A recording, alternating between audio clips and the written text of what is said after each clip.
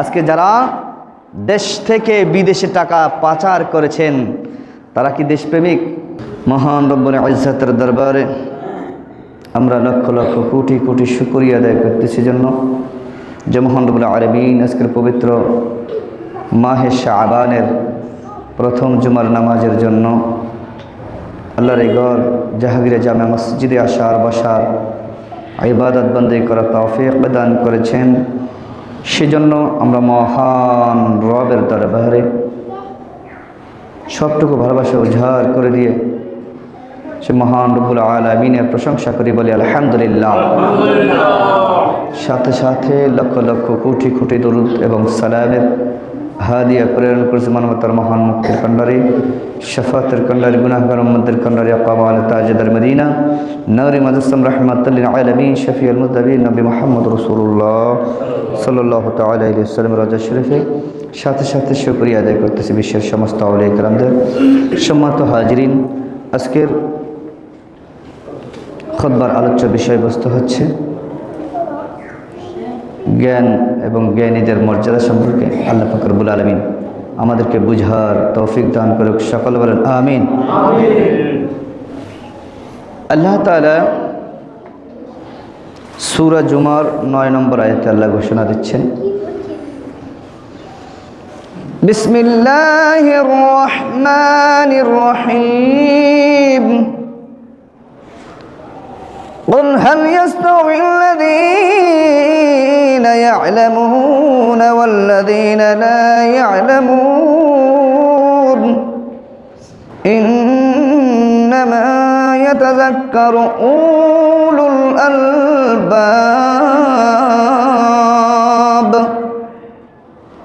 আল্লাহ বলতেছেন, কুল হাল ইয়াস্তাবিল্লাযী, হে হাবিব আপনি বলে দিন, কি বলবেন?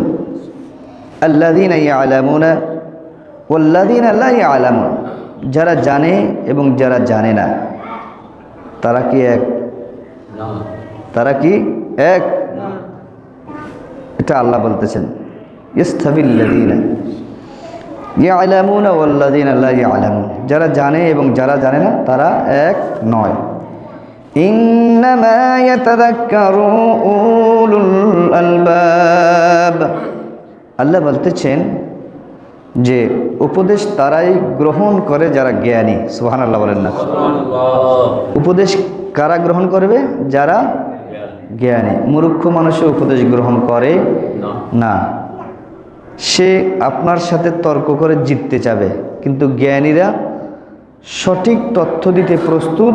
সে যদি তার ঠগও হয়, সে হেরেও যায়, তাতে তার দুঃখ থাকে না। সুবহানাল্লাহ বলেন না? এই জন্য জ্ঞানীর কদর অনেক বেশি। হুজুর সাল্লাল্লাহু আলাইহি সাল্লাম পৃথিবীর সবচেয়ে, আল্লাহ সৃষ্টি জগতের সবচেয়ে বড় জ্ঞানী হুজুর সাল্লাল্লাহু আলাইহি সাল্লাম, ঠিক কিনা বলেন? আল্লাহর হাবিব ঘোষণা দিয়েছেন, বুইস্তু মুআল্লিমা, আমাকে শিক্ষক হিসেবে প্রেরণ করা হয়েছে। তো রাসূল সাল্লাল্লাহু আলাইহি সাল্লাম এত মহাজ্ঞানী ছিলেন। রাসূল সাল্লাল্লাহু আলাইহি সাল্লামের প্রত্যেকটা কথা, প্রত্যেকটা কাজ, প্রত্যেকটা হুজুর সাল্লাল্লাহু আলাইহি সাল্লামের বাণী সবগুলো উম্মতের জন্য অনুকরণীয়, অনুসরণীয়। সুবহানাল্লাহ বলেন? এবং সাথে সাথে হুজুর সাল্লাল্লাহু আলাইহি সাল্লাম প্রত্যেকটা কাজ বিজ্ঞানীরা গবেষণা করে তারা সফলতা অর্জন করেছেন, ঠিক কিনা বলেন? প্রত্যেকটা কাজেরই, প্রত্যেকটা সুন্নতেরই কি আছে? বিজ্ঞানিক ব্যাখ্যা আছে। وقال الله تعالى, আল্লাহ সুবহানাহু ওয়া তাআলা ইরশাদ করতেছেন, ইন্নামা ইয়াখশাল্লাহা মিন ইবাদিহিল উলামা, ইন্নামা ইয়াখশাল্লাহ, নিশ্চয়ই আল্লাহকে ভয় করে, মিন ইবাদিহিল উলামা, আল্লাহর বান্দাদের মধ্যে সবচেয়ে বেশি যারা আল্লাহকে ভয় করে তারা হচ্ছেন আলেমগণ। সুবহানাল্লাহ বলেন না? তারা কারা? কথা বলেন, কারা? আলেমগণ। قال رسول الله صلى الله عليه وسلم من يريد الله من في به خيرا يفقهه في الدين, আল্লাহ যে ব্যক্তির মঙ্গল কামনা করে ওই ব্যক্তিকে আল্লাহ দ্বীনের জ্ঞান দান করে। সুবহানাল্লাহ। ধর্মীয় জ্ঞান ওই ব্যক্তিকে আল্লাহ দান করে। যদি আল্লাহ কাউকে পছন্দ করে, তার মঙ্গল কামনা করে, তার ভালো চায়, তাহলে আল্লাহ তাকে কি দেয়? দ্বীনের জ্ঞান দান করেন। সুবহানাল্লাহ বলেন না?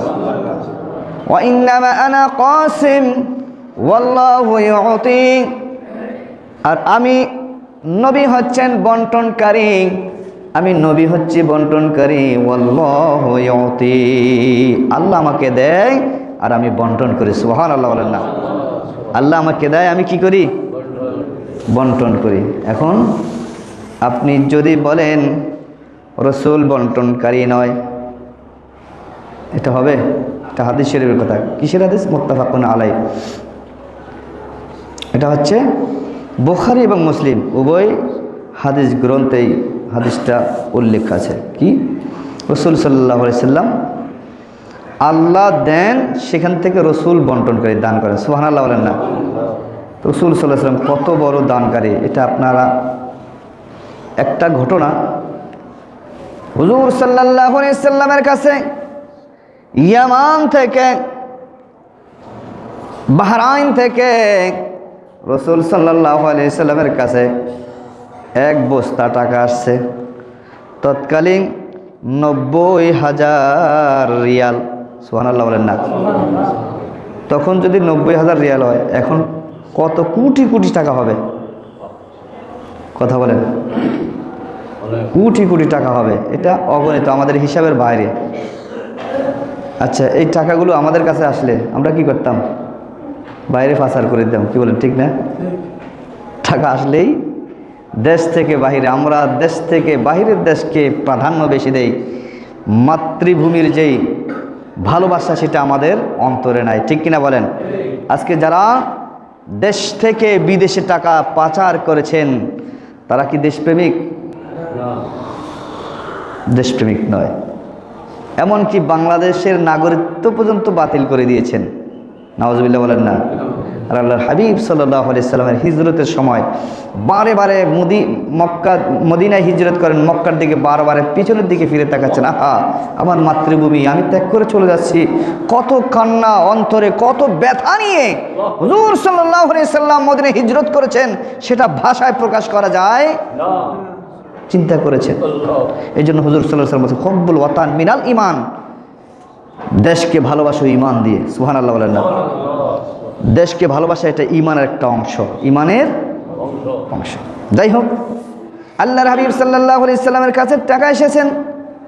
রাসূল সাল্লাল্লাহু আলাইহি সাল্লাম বলতেছেন, ও আমার সাহাবী, যাও মসজিদে নববীর এক কোণায় টাকাগুলো রেখে দাও। সুবহানাল্লাহ বলেন না? তৎকালীন মসজিদে নববী এত সৌন্দর্য ছিল না, খেজুর পাতার ছানি ছিল। কি ছিল? খেজুর পাতার ছানি ছিল, উন্নত ছিল না। মসজিদ ভাঙা এটা কোনো ব্যাপারই ছিল না। আল্লাহর হাবিব বলতেছেন, যাও মসজিদের এক কোণায় রেখে দাও। এক কোণায় রেখে দিয়েছেন। এর পরের দিন হযরত বেলাল রাদিয়াল্লাহু তাআলা আনহুকে ডেকে বলতেছেন, ও বেলাল, যাও যাও, সারা মদিনা শহরে ঘোষণা দিয়ে দাও, আল্লাহর হাবিব সাল্লাল্লাহু আলাইহি সাল্লাম আজকে তোমাদেরকে দান করবে। সুবহানাল্লাহ। ফজরের নামাজের পরে দান করে দেওয়া হবে। আল্লাহর হাবিব সাল্লাল্লাহু আলাইহি সাল্লাম ফজরের নামাজের সালাম ফিরিয়ে আল্লাহর হাবিব বলতেছেন, ও বেলাল, টাকাগুলো দিয়ে দাও। মদিনার যত লোক আছে সকলকে দাওয়াত দিয়েছো, সবাইকে দান করতে থাকো। সুবহানাল্লাহ।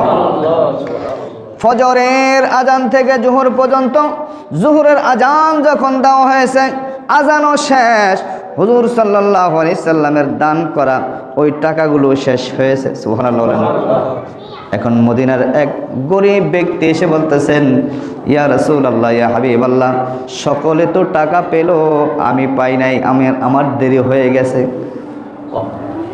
সবাই দেখতেছে টাকা নাই, টাকার থলি শূন্য হয়ে গেছে। চিন্তা করে দেখেন, ফজর থেকে জোহর পর্যন্ত যদি টাকা বন্টন করতে হয়, ওখানে কতগুলো টাকা ছিল, কতগুলো টাকা ছিল। আর সব দান করা শেষ। ওই সাহাবী এসে বলতেছেন, ইয়া রাসূলুল্লাহ, আমি কি কিছু পাবো না? উনি সবচেয়ে গরিব ছিল, এই জন্য আবদার করতেছে। আল্লাহর হাবিব সাল্লাল্লাহু আলাইহি সাল্লাম বলতেছেন, ও আমার সাহাবী, তুমি যাও মদিনা, তোমার পরিচিত একটা দোকানে যাও, ওই দোকানে গিয়ে তোমার পছন্দ মতো যা লাগে তুমি নিয়ে নাও। সুবহানাল্লাহ। এইটা দেখে হযরত ওমর বলতেছেন, হযরত ওমর রাদিয়াল্লাহু তাআলা বলছেন, ইনি রাগ হয়ে গেলেন। কি করলেন? রাগ হয়ে গেলেন। টাকা দেওয়া শেষ, তুমি দেরি করে আসছো কেন?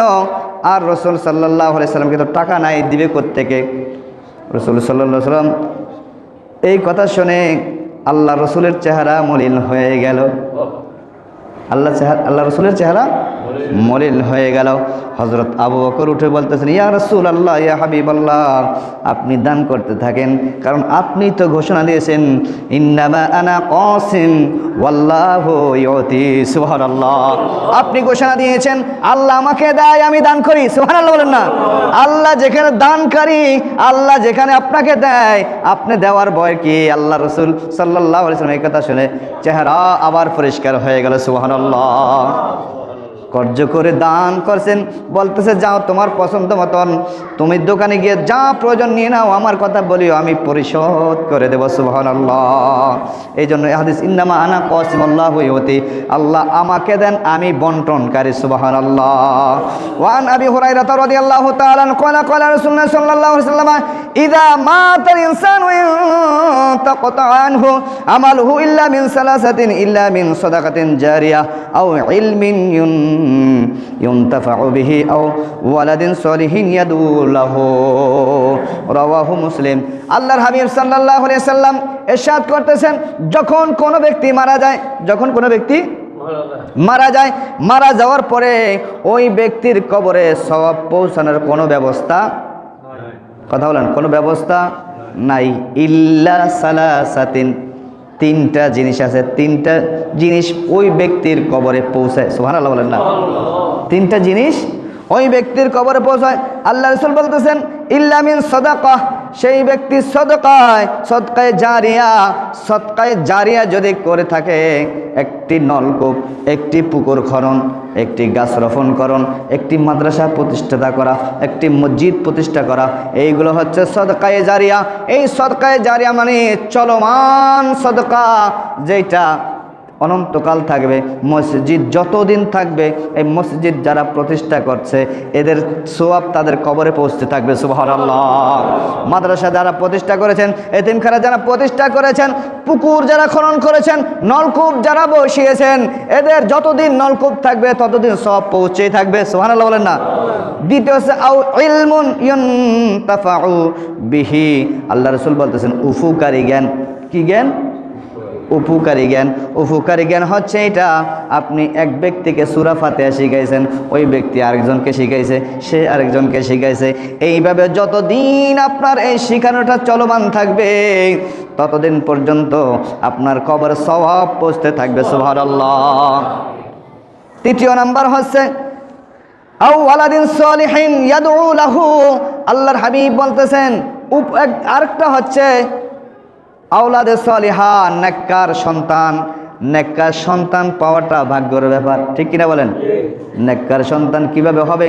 আপনি তো সর্বপ্রথম কেজি স্কুলে ঢুকিয়ে দিয়েছেন, সেইখান থেকে কলেজ ইউনিভার্সিটি পড়ে ওই ছেলে, ওই সন্তান ওই প্রকৌশলী হয়, ওই সন্তান জজ ব্যারিস্টার হয়, ওই সন্তান বড় ডাক্তার হয়, ওই সন্তান বড় ইঞ্জিনিয়ার হয়। ইঞ্জিনিয়ার হওয়ার পরে বৃদ্ধ বয়সে আপনাকে ওই সন্তান বৃদ্ধাশ্রমে দিয়ে আসে। কথা বলেন না? আপনার আওলাদে সলিহা কিভাবে হবে? আপনি তো সন্তানকে কোরআনের শিক্ষা দেন নাই, আপনি সন্তানকে মাদ্রাসা পড়ান নাই, আপনি সন্তানকে ইসলামী শিক্ষায় শিক্ষিত করেন নাই। আপনার এই সন্তান শিক্ষিত হয়েছে কিন্তু সুশিক্ষিত হতে পারে নাই, যার কারণে বৃদ্ধ বয়সে আপনি বৃদ্ধাশ্রমে। দেখেন, একজন আলেম, পৃথিবীতে এমন একজন আলেম দেখাইতে পারবেন না যে আলেমের মা বাপ বৃদ্ধাশ্রমে আছে। কথা বলেন, আছে? কথা বলেন, আছে? একজন আলেম দেখাইতে পারবেন না যেই আলেম তার পিতামাতার অবাধ্য। দেখাইতে পারবেন? দেখাইতে পারবেন না। সুতরাং যারা আছে সেরা আলেম নয়, ওই ব্যক্তিরা হচ্ছে আলেম নামের জালেম, ঠিক কিনা বলেন? এই জন্য উপকারী জ্ঞান এটা এমন একটা জিনিস, উপকারী জ্ঞান, আওলাদে সলিহা, এগুলো ভাগ্যের ব্যাপার। আপনার সন্তানকে কোরআনের শিক্ষা দেন, এই শিক্ষা দেওয়ার কারণে আপনার সন্তান বড় হয়ে আপনাকে লালন পালন করবে। ঠিক কিনা বলেন? وعن أبي هريرة رضي الله تعالى قال قال رسول الله صلى الله عليه وسلم من سلك طريقا يلتمس به علما سهل الله له به طريقا إلى الجنة আল্লাহর হাবিব সাল্লাল্লাহু আলাইহি ওয়াসাল্লাম ইরশাদ করতেছেন যেই ব্যক্তি জ্ঞান অর্জন করার জন্য, ইসলামী জ্ঞান অর্জন করার জন্য যে ব্যক্তি পথ ধরলো, বের হলো, ওই ব্যক্তির জন্য জান্নাতের পথ সহজ হয়ে যায়। জান্নাতের পথ সহজ হয়ে যায়। ওমাজতামা কওম ফি বাইতি মিন বুয়ুতিল্লাহি ইয়াতলুনা কিতাবাল্লাহ, যদি কোনো ব্যক্তি, কোনো সম্প্রদায় একত্রিত হয়ে জ্ঞান অর্জন করে, অনেকজন বসে জ্ঞানের আলোচনা করে, আলোচনা করার পরে কিতাবাল্লাহু ওয়া ইয়াতাদারাসুলুহু বাইনাহুম ইল্লা নাযাত আলাইহিম সাকিনা, তখন আল্লাহ রাসূল বলতেছেন ওই ব্যক্তি কিতাব পাঠ করে, আল্লাহর কিতাব পাঠ করার পরে পরস্পর আলোচনা করে, আলোচনা করার পরে আল্লাহ বলতেছে ইল্লা নাযাত আলাইহিম সাকিনা, আল্লাহ তাদের জন্য শান্তি বর্ষণ করে। সুবহানাল্লাহ। ওয়াগাশিয়াতুহুমুর রাহমাহ, এবং আল্লাহ তাআলার রহমতের বেষ্টনী তাদেরকে দিয়ে দেয়, আল্লাহর রহমতের বেষ্টনী দেওয়ার পরে আল্লাহর হাবিব বলছেন ওয়াহাক্কাতুহুমুল মালাইকাতু, এবং ফেরেশতাগণ তাদের নিরাপত্তা দান করে। সুবহানাল্লাহ। ফেরেশতাগণ তারা কি করে? তাদের জন্য নিরাপত্তা দেওয়া। যাকারাল্লাহু ফীহিম ইনদাহু, কারণ তারা জ্ঞানের পর্যালোচনা করে, জ্ঞানের পর্যালোচনা করে, এই জন্য জ্ঞানী ব্যক্তির অনেক মূল্য। আন আবি দারদা ক্বালা রাসূলুল্লাহ সাল্লাল্লাহু আলাইহি ওয়াসাল্লাম সালাকা তরিকান ইয়াবতাগি বিহি ইলমান সালাকাল্লাহু বিহি তরিকান ইলাল জান্নাহ, আল্লাহর হাবিব সাল্লাল্লাহু আলাইহি ওয়াসাল্লাম ইরশাদ করেছেন ধর্মীয় জ্ঞান অর্জনের জন্য যেই ব্যক্তি বের হওয়ার পরে ইলমান সালাকাল্লাহু বিহি তরিকা, আল্লাহ তার ওই রাস্তাকে ইলাল জান্নাহ, জান্নাতের দিকে নিয়ে যায়। সুবহানাল্লাহ। ওয়া ইন্নাল মালাইকাতা লাতাদাউল আজনিহাতাহা রিদাল লিত্তালিবিল ইলমি, আল্লাহ রাব্বুল আলামিন আল্লাহ রাসূল সাল্লাল্লাহু আলাইহি ওয়াসাল্লাম ইরশাদ করতেছেন তলবুল ইলমে, যে ব্যক্তি জ্ঞান অর্জনের জন্য বের হয়, তলবুল ইলম জ্ঞান অর্জনকারী, জ্ঞান অন্বেষণকারী, জ্ঞান তালাশকারী, জ্ঞান যিনি খোঁজে, ওই ব্যক্তির জন্য আল্লাহ তাআলা রহমতের ফেরেশতা পাঠিয়ে যায়। যতক্ষণ সে এই জ্ঞানের রাস্তায় থাকে ততক্ষণ পর্যন্ত ওই ফেরেশতা তাকে নিরাপত্তা দিতে থাকে। সুবহানাল্লাহ। এই জন্য ধর্মীয় জ্ঞান, আমাদের সমাজে ধর্মীয় জ্ঞানের অভাবের কারণে আমরা যত বিশৃঙ্খলা সৃষ্টি করি, রাহাজারি করি, সন্ত্রাসী করি, ডাকাতি করি, চুরি করি, সমস্ত অপকর্ম আমরা জ্ঞান না থাকার কারণে করি। আমাদের যদি সঠিক জ্ঞান থাকে তাহলে সঠিক জ্ঞান ব্যক্তি কখনো অপরাধ করতে পারে না। وقال رسول عن انس رضي الله عنه قال رسول الله صلى الله عليه وسلم من خرج في طلب العلم كان في سبيل الله حتى يرجع, আল্লাহর হাবিব আর বলতেছেন যেই ব্যক্তি ধর্মীয় জ্ঞান অর্জন করার জন্য বের হয়ে ওই ব্যক্তি ঘরে ফিরে না আসা পর্যন্ত আল্লাহ তাআলার রাস্তায় আছে বলেই গণ্য হবে। সুবহানাল্লাহ। এই জন্য জ্ঞান অর্জন করা এটা জিহাদের চেয়েও আরো দামি, জিহাদের চেয়েও, কথা বলেন, জিহাদের চেয়েও দামি। এই জন্য কবি বলতেছেন যে জ্ঞানীর কলম শহীদের রক্তের চেয়েও দামি। সুতরাং ওয়ান ইবনে আব্বাস রাদিয়াল্লাহু তাআলা আন ক্বালা তালাবাল ইলমি সাআতান খায়রুম মিন কিয়ামি লাইলাতি ওয়া তালাবাল ইলমি ইয়াওমান খায়রুম মিন সিয়াম, আল্লাহর হাবিব সাল্লাল্লাহু আলাইহি ওয়াসাল্লাম ইরশাদ করতেছেন, হযরত আব্বাস রাদিয়াল্লাহু তাআলা আনহু থেকে হাদিস বর্ণিত, তিনি বলতেছেন যদি কোনো ব্যক্তি সাআতান ক্বালা তালাবাল ইলমি সাআতান খায়রুম মিন কিয়ামি লাইল, যদি কোনো ব্যক্তি 1 ঘন্টা জ্ঞান অর্জন করে, ওই জ্ঞান অর্জন করাটা হচ্ছে ওই ব্যক্তির জন্য আল্লাহ রাসূল বলতেছেন সারা রাত নফল ইবাদতের চেয়ে উত্তম। সুবহানাল্লাহ। এরপর বলতেছেন যদি কোনো এক ব্যক্তি একদিন জ্ঞান অর্জন করে খায়রুম মিন সিয়ামি সালাসাতি আশহুর, ওই ব্যক্তি 3 মাস রোজা রাখার চেয়ে উত্তম। সুবহানাল্লাহ বলেন না? وقال رسول الله صلى الله عليه وسلم من طلب العلم فاته كان له كفلان من الأجر فإن لم يدركه كان له كفل من الأجر আল্লাহর হাবিব সাল্লাল্লাহু আলাইহি সাল্লাম ইরশাদ করতেছেন, যদি কোনো ব্যক্তি ধর্মীয় জ্ঞান তালাশ করার জন্য, কোনো একটা মাসালা খোঁজার জন্য, কোনো একটা মাসালা বোঝার জন্য কিতাব তালাশ করে, কিতাবে দেখে, আপনারা কোনো প্রশ্ন করলে অনেক সময় কঠিন প্রশ্ন হলে আমরা জবাব দিই ভাই কিতাব দেখে বলবো, কি বলে ঠিক না? এখন আমাদের সমাজে এমন কতগুলো আলেম ওলামা রয়েছে, মসজিদের মুয়াজ্জিন খতিব ইমাম রয়েছে, যাদেরকে প্রশ্ন করলে সাথে সাথে উত্তর দেয়, জানক বা না জানক, লজ্জার ভয়, কি বলে ঠিক না? এরকম অনেক আছে। আমি এরকম জানি, আমার জানা থাকলে দেই, জানা না থাকলে ভাই আমি কিতাবটা দেখতে হবে। ভুল উত্তর দিলে হবে? কথা বলেন, হবে? হবে না। এখন আপনি একটা তালাক সম্পর্কে প্রশ্ন করলেন, আমি বললাম ঠিক আছে আমি এটা কিতাবটা দেখি। ওয়ারিস সম্পর্কে প্রশ্ন করেছেন, ওয়ারিস মৃত্যুবরণ করলে তার সম্পত্তির ওয়ারিস কারা হবে? এখন এই প্রশ্ন অনেকের জানা থাকতে পারে, নাও থাকতে পারে, কথা বলে ঠিক না? আমি যদি বলি আমি এটা কিতাব দেখে, এখন এই কিতাব দেখতে গিয়ে যদি মাসালাটা খুঁজে পাই, তাহলে এটার সোয়াব আল্লাহ রসুল বলতেছেন দ্বিগুণ দেওয়া হবে, সুবহানাল্লাহ বলেন না? আর যদি প্রশ্নের উত্তরটা নাও পাই, তাহলে একটা সোয়াব বলে দেওয়া হবে, সুবহানাল্লাহ বলেন না? কত দামি কথা!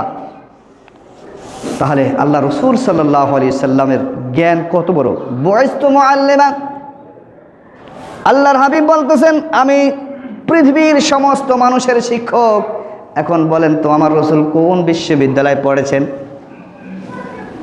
আমার রসুল কোনো বিশ্ববিদ্যালয়ে পড়েন নাই, আমার রসুলের দুনিয়াতে কারো ব্যক্তির কাছে পড়েন নাই। এখন বলেন আপনি যদি বলেন মুরুক্ষ নবী, হবে? কথা বলেন, হবে? উম্মি নবী বললে হবে না, কারণ আমার রসুল এমন একজন শিক্ষকের থেকে শিক্ষা গ্রহণ করেছেন, তিনি আল্লাহ বলছেন আর রহমান আল্লামাল কোরআন, সুবহানাল্লাহ বলেন না? যিনি রহমান তিনি কোরআন শিক্ষা দেন নবীকে, সুবহানাল্লাহ বলেন না? তো যে আল্লাহ শিক্ষা দেন, আপনি আবার বলবেন মূর্খ নবী, এই ধরনের কথা হইতে পারে? এটা রসুলের শানে যায়? এটা রসুলের শানে যায়? যাই হোক, আমি সেই দিকে যাচ্ছি না। হুজুর সাল্লাল্লাহু আলাইহি ওয়াসাল্লাম তিনি বলতেছেন আনা মাদিনাতুল ইলমি ওয়া আলিয়ুন বাবুহা, আমি হচ্ছি আলেমের শহর, আর হযরত আলী রাদিয়াল্লাহু তাআলা আন তিনি হচ্ছেন ওই ইলম বের হওয়ার দরজা, সুবহানাল্লাহ বলেন না? ইলম বের হওয়ার দরজা। আল্লাহ এবং রসুলের পথে চলার তৌফিক দান করুক, সকলে বলেন আমিন।